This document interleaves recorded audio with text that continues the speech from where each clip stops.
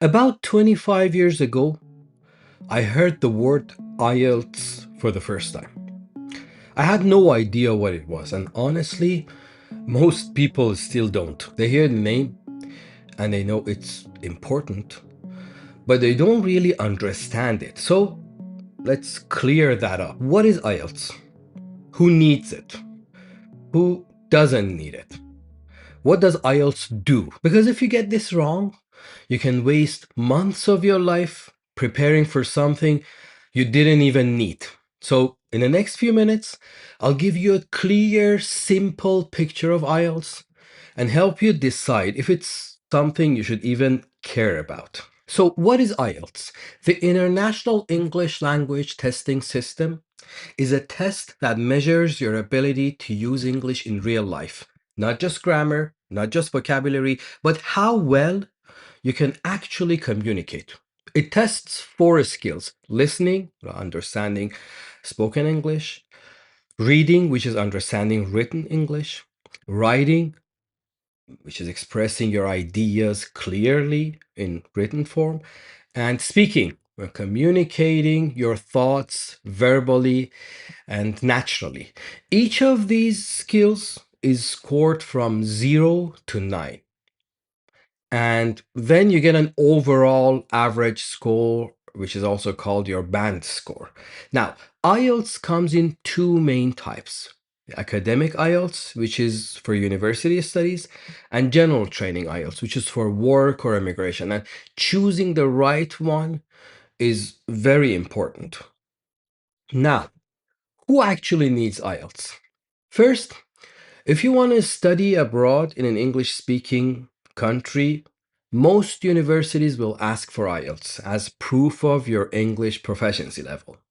Second, if you want to immigrate to countries like Canada, the UK, or Australia, you'll usually need IELTS to prove your language ability for work or permanent residency. And third, some professions also require IELTS. For example, if you want to work as a nurse or a doctor in an English speaking country, they might ask you for proof of English proficiency, which is something IELTS does. Now, in the UK, there is a special version of IELTS called IELTS for UKVI, which is visa purposes. It's almost the same test, but it's used specifically for visa applications. Now, these are the people who actually need IELTS. But let me clarify something important. IELTS doesn't have pass or fail. IELTS is not something you pass or fail. It's not like a school exam. Anyone who takes the test and pays the fee will receive a result. You'll get a score from 0 to 9 for each skill, like I said, and an overall band score. It might be high, it might be low, but you will always get a result. Now, here's the key point. If you have no plans to study, work, or immigrate abroad in the near future, you probably don't need IELTS. So, no clear goal means no IELTS. Taking IELTS just in case is usually a waste of time and money. Now, here's something most people don't realize.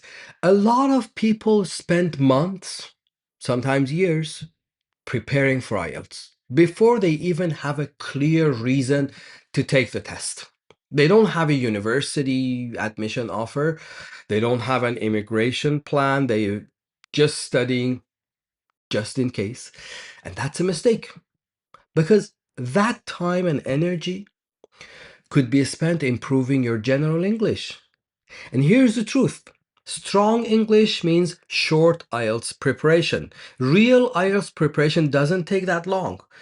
If your English is strong, you don't need months of preparation. You just need to understand the test, learn the strategy, and practice a little bit, but build your English first, then prepare for IELTS, not the other way around. Now, let me tell you what IELTS is not, because this is where many people get confused. When I first heard about IELTS, I was already familiar with TOEFL, especially the old paper-based version of TOEFL. And back then, test preparation for TOEFL made a huge difference in the results. TOEFL tests relied heavily on structure and vocabulary knowledge.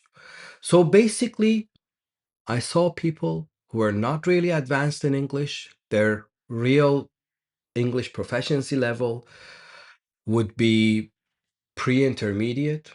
They would really focus for 3 months, 6 months, and take a lot of tests and really focus on the language and the structures and the vocabulary. And a lot of those structures and vocabulary and reading, they were repeated in future tests.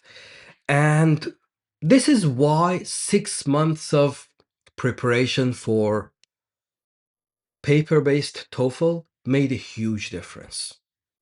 Someone who was pre-intermediate could obtain a score that showed his proficiency level was upper intermediate in English, which wasn't in fact. And then a lot of these people later at university, they were in trouble because they couldn't really effectively communicate in English. Now, I thought IELTS would be similar to that. I thought you'd study the test and you'd learn some tricks and you get a good score. But I was wrong. IELTS is designed differently.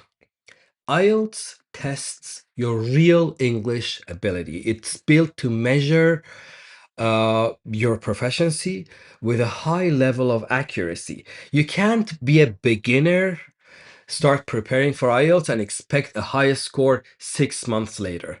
And this brings me to the most common mistake I see: overestimating your level.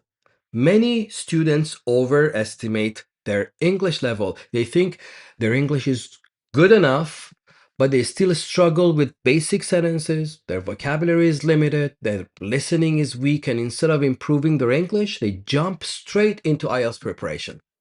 That doesn't work because in IELTS, there's no shortcut. If you want a high band score, your English has to be strong. So remember this: IELTS is a communication test. IELTS is not a test you can beat. It's a test that reflects your real level of English proficiency. Now, why does all of this matter? Because it can save you a lot of time. The more time you spend building your general English, the less time you'll spend to prepare for IELTS. And the opposite is also true. If your English is weak, no amount of IELTS practice will fix it. I've seen students spend months preparing and still not get the score they need because they were working on the wrong thing. Let me give you a simple example. When I myself took IELTS for the first time back in 2005, I only needed about 1 week to prepare. But I was already an advanced learner of English and I had thousands of hours of teaching experience. So I wasn't learning English. I was just learning the test. That's the difference. English first, IELTS second. Build your English first, then prepare for IELTS. Not the other way around. So let's quickly recap. The International English Language Testing System, aka IELTS, is a test that measures your real ability to use English. It's not about perfect grammar, it's not about big vocabulary, and it's not something you should study before your English is ready. If you actually need IELTS, then yes, prepare for it properly. But if you don't, focus on building your English first. That will take you much further. In the next videos of this series, I'll show you exactly how the IELTS test works, how it's scored, and what you need to do to get the band score you want. By the way, I've put together a free guide to help you get started with IELTS. You can download it from the link in the description of this video. And if you're serious about improving your English and your IELTS score, make sure you subscribe to my channel and follow my videos. Have a good one.